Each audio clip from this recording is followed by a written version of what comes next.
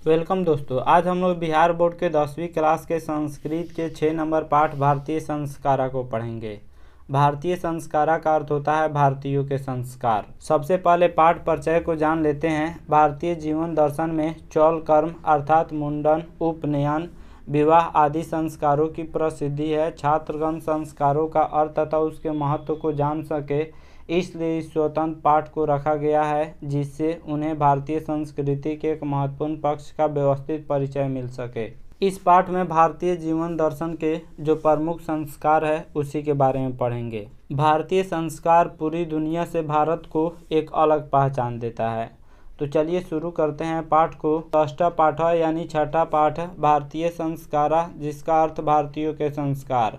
भारतीय संस्कृते अन्य तमाम वैशिष्ट्यं विद्यते यत् जीवने इह समय समय संस्कारा अनुष्ठिता भवन्ति। अद्य संस्कार शब्द सीमितो व्यंग रूप प्रयुज्यते किंतु संस्कृत रूपकरणम इदं भारतस्य व्यक्तित्वं रचयति। इसका हिंदी अर्थ है, भारतीय संस्कृति की अत्यधिक विशेषता है कि इस जीवन में समय समय पर संस्कारों के अनुष्ठान होते हैं। अनुष्ठान का मतलब समारोह होता है।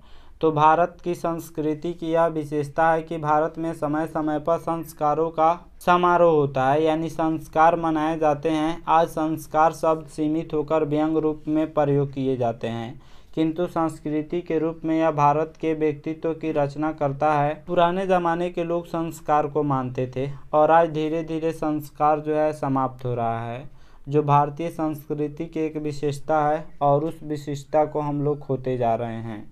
विदेशे निवेशन्तो भारतीय संस्कारान् प्रति उन्मुखा जिज्ञासवश्च। पाठेऽस्मिन् तेषां संस्काराणां संक्षिप्तः परिचयो महत्त्वञ्च निरूपितम्। इसका हिंदी अर्थ है, विदेश में बसे भारतीय लोग संस्कारों के प्रति उन्मुख जिज्ञासु हैं, यानी विदेश में रहने वाले भारतीय लोगों भी भारतीय संस्कार को अपनाते हैं। वहाँ पर भी शादी ब्याह होता है तो भारतीय संस्कारों के अनुरूप होता है। इस पाठ में संस्कारों का संक्षिप्त परिचय और महत्व निरूपित किए गए हैं। इस पाठ में संस्कारों का हम लोग संक्षिप्त परिचय पढ़ेंगे। यहाँ तक पाठ परिचय था। पाठ अब यहाँ से शुरू होता है। भारतीय जीवने प्राचीन कालात् संस्कारा महत्वमधारयन् प्राचीन संस्कृतेरभिज्ञानं संस्कारेभ्यो जायते। अत्र ऋषीणां कल्पना आसीत् यत् जीवनस्य सर्वेषु मुख्य अवसरेषु वेद मंत्राणां पाठ आशीर्वाद होम परिवार सदस्यानां सम्मेलनं च भवेत्। इसका हिंदी अर्थ है, भारतीय जीवन में प्राचीन काल से ही संस्कारों के महत्व को धारण किए हुए है। प्राचीन संस्कृति का ज्ञान संस्कार से होता है। यहाँ ऋषियों की कल्पना थी कि जीवन के सभी मुख्य अवसरों पर वेद मंत्रों का पाठ, बड़े लोगों का आशीर्वाद, हवन और परिवार के सदस्यों का सम्मेलन होना चाहिए। जब किसी भी संस्कार का आयोजन होता है तो वेद मंत्रों का पाठ पढ़ा जाता है, बड़े लोगों का आशीर्वाद लिया जाता है। हवन का अर्थ होता है एक गड्ढा खून दिया जाता है और उसी में अग्नि देवता को कुछ डाला जाता है, उसी को हवन कहा जाता है। मंत्र पढ़ के उसमें डाला जाता है, उसको हवन कहा जाता है। और परिवार के सदस्यों का सम्मेलन होना चाहिए, यह ऋषियों का कल्पना थी। ततः सर्वं संस्काराणाम् अनुष्ठाने संभवति एवं संस्कारा महत्वं धारयन्ति। किंच संस्कारस्य मौलिकः अर्थ परिमार्जन रूप गुणधान रूपश्च न विस्मर्यते। अतः संस्कारा मानवस्य क्रमशः परिमार्जने दोषापनयने गुणाधाने च योगदानं कुर्वन्ति। ऐसा सभी संस्कार के अवसर पर ही संभव है। बड़े लोगों का आशीर्वाद, वेद मंत्रों का पाठ या फिर जो है हवन, यह सब तभी संभव है जब सब संस्कार होंगे। इस प्रकार संस्कार के महत्व को धारण करता है, किंतु संस्कार का मौलिक अर्थ शुद्ध होना और गुणों का ग्रहण करना, रूप को नहीं भूलना चाहिए। संस्कार का मौलिक अर्थ होता है शुद्ध होना और गुणों को ग्रहण करना। इसलिए सभी संस्कार मानव के क्रम से शुद्ध करने में, दोषों को दूर करने में और गुणों को ग्रहण करने में योगदान करता है। संस्कारा परायण पंच विद्या सन्ति जन पूर्वस्त्रय शैशवा षट् शैक्षणिका पंच गृह संस्कार विवाह रूप एक मरणोत्तर संस्कार चैक एवं षोडश संस्कारा भवन्ति। इसका हिंदी अर्थ है संस्कार प्रायः 5 प्रकार के हैं। जन्म से पूर्व 3, बचपन में 6, शिक्षा काल में 5, गृहस्थ जीवन में संस्कार विवाह रूप 1 और मरने के बाद 1 संस्कार है। इस प्रकार 16 संस्कार होते हैं। कुल संस्कारों की संख्या 16 है और संस्कार 5 प्रकार के होते हैं।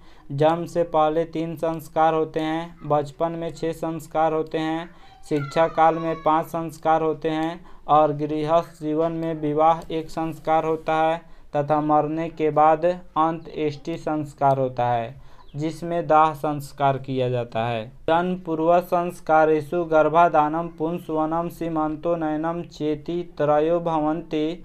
अत्र गर्भरक्षा गर्भस्थस्य संस्कारारोपणं गर्भवत्याश्च प्रसन्नता चेति प्रयोजनं कल्पितमस्ति। शैशव संस्कारेषु जातकर्म नामकरणं निष्क्रमणम् अन्नप्राशनं चूडाकर्म कर्णवेधश्चेति क्रमशो भवन्ति। इसका हिंदी अर्थ है जन्म से पूर्व के संस्कारों में गर्भाधान, पुंसवन और सीमांत ये 3 होते हैं। यहाँ गर्भ रक्षा गर्भस्थ शिशु का संस्कार विधान और गर्भवती स्त्रियों की प्रसन्नता के लिए ये सब आयोजन किए जाते हैं। बचपन के संस्कारों में जात कर्म, नामकरण, बाहर निकलना, अन्न ग्रहण, चूडाकर्म और कर्णभेद ये सब क्रम से होते हैं। संस्कार 5 प्रकार के होते हैं जिसमें जन्म से पूर्व 3 संस्कार होते हैं, बाल्यावस्था में 6 संस्कार होते हैं, शैक्षणिक अवस्था में 5 संस्कार होते हैं, विवाह के रूप में 1 होते हैं और मरने के बाद 1 संस्कार होता है। तो जन्म से पूर्व 3 संस्कार होते हैं जिसमें पहला है गर्भाधान। गर्भाधान का अर्थ होता है गर्भ धारण करना। जब शादी होता है तो उसमें महिलाएं जो होती है वह गर्भ धारण करती है। उसके बाद पुंसवन संस्कार होता है। पुंसवन संस्कार का अर्थ होता है महिलाओं का देखभाल किया जाता है। यह 3 माह पर मनाया जाता है। इसमें माता का आहार व्यवहार को संतुलित बनाने का प्रयास किया जाता है। माता का देखभाल किया जाता है यानी गर्भवती महिलाओं का देखभाल किया जाता है। और सीमांत संस्कार होता है। सीमांत संस्कार प्रायः 6 माह से 8 माह पर मनाया जाता है। इसमें पति पत्नी की मांग भरते हैं। ये संस्कार तीनों क्रम से होते हैं। यहाँ गर्भ रक्षा गर्भस्थ शिशु का संस्कार विधान और गर्भवती स्त्रियों की खुशी के लिए ये सब आयोजन किए जाते हैं। यह तीनों जो संस्कार हैं वह गर्भवती महिलाओं को खुश करने के लिए किया जाता है। बचपन के संस्कार में जात कर्म है। जात कर्म का अर्थ होता है मंत्र पढ़ना। वेद मंत्र पढ़ा जाता है बच्चों के बुद्धि के लिए। बच्चों को मेधावी बनाने के लिए मंत्र पढ़ा जाता है। उसके बाद माँ जो होती है वह स्तनपान कराती है यानी बच्चों को दूध पिलाती है।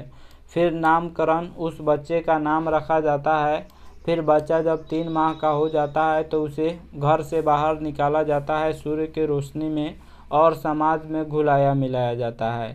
उसके बाद फिर बच्चा अन्न ग्रहण करता है और चूडाकर्म का अर्थ मुंडन होता है। उसके सर को मुंडन किया जाता है और कर्णभेद संस्कार में कान को छेदा जाता है।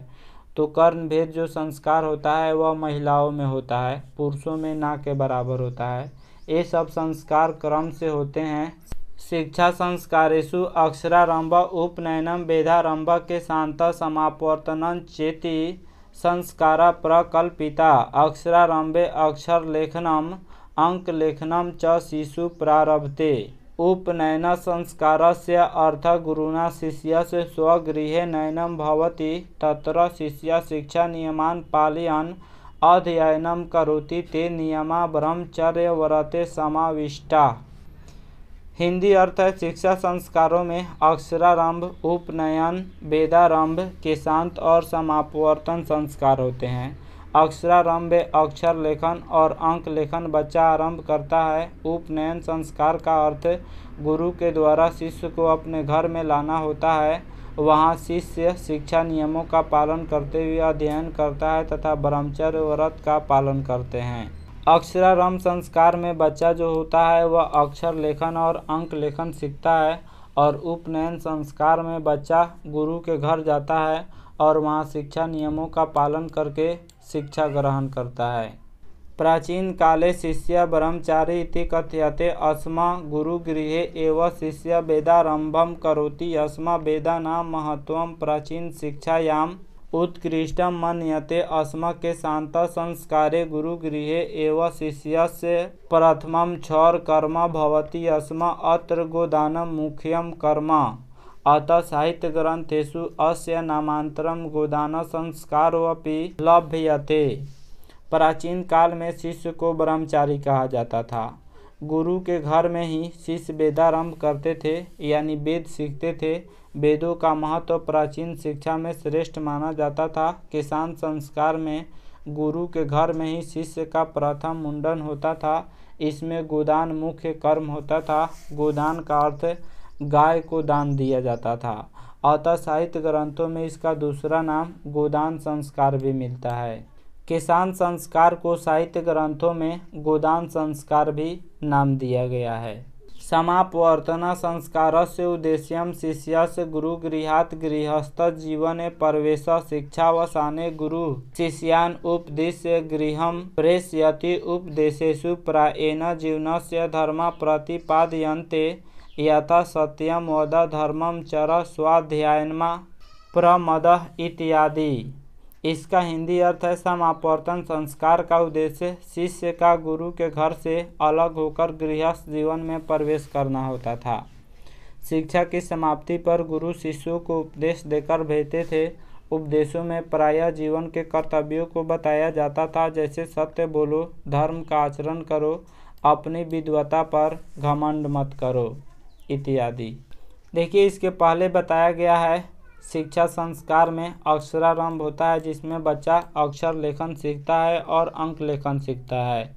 उपनयन संस्कार में शिष्य जो होता है वह गुरु के घर जाता है और वेदारंभ संस्कार में शिष्य वेद को पढ़ना आरंभ करता है तथा किसान संस्कार में गुरु के घर प्रथम मुंडन होता है, जिसको गोदान संस्कार भी कहा जाता है। और समापवर्तन संस्कार में जब उसका पढ़ाई कंप्लीट हो जाता है, जब उसका अध्ययन कंप्लीट हो जाता है, तो गुरु जो होते हैं वह शिष्य को 3 उपदेश देकर भेजते हैं। इसके बाद शिष्य गृहस्थ जीवन में प्रवेश करता है। 3 उपदेश में पहला उपदेश होता है सत्य बोलो, दूसरा उपदेश होता है धर्म का आचरण करो और तीसरा उपदेश होता है अपनी विद्वता पर घमंड मत करो। विवाह संस्कार पूर्वकमेव मनुष्य वस्तुतो गृहस्थ जीवनं प्रविशति। विवाह पवित्र संस्कार मत यत्र नानाविधानि कर्मकाण्डानि भवन्ति तेषु वाग्दानं मंडप निर्माणं वधू गृहे वरपक्षस्य स्वागतं वरवधू परस्परं निरीक्षणं कन्यादानम् अग्निस्थापनं पाणिग्रहणं लाजा होम सप्तपदी सिंधुदानम इत्यादि। विवाह संस्कार होने के बाद ही व्यक्ति गृहस्थ जीवन आरंभ करता है। विवाह को पवित्र संस्कार माना गया है। समापवर्तन संस्कार के बाद व्यक्ति विवाह संस्कार में प्रवेश करता है और वहां से गृहस्थ जीवन आरंभ करता है। विवाह को पवित्र संस्कार माना गया है। इनमें अनेक प्रकार के कर्मकांड होते हैं, जैसे वाकदान होता है। वाकदान का अर्थ वचन देना।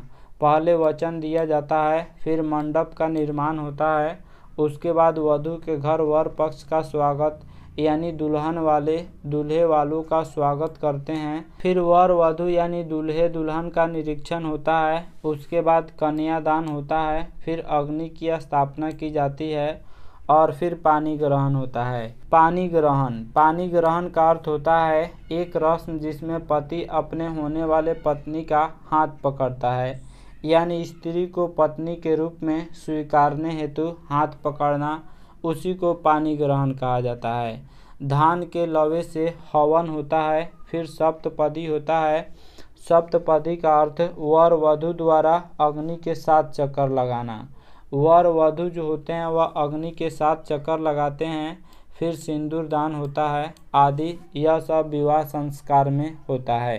सर्वत्र समान रूपेण विवाह संस्कारस्य प्रायेण आयोजनं भवन्ति तदनन्तरं गर्भाधानाद्य संस्कारा पुनरावर्तन्ते जीवन चक्रम च भ्रमति मरणादन्तरम् अन्त्येष्टि संस्कारः अनुष्ठीयते।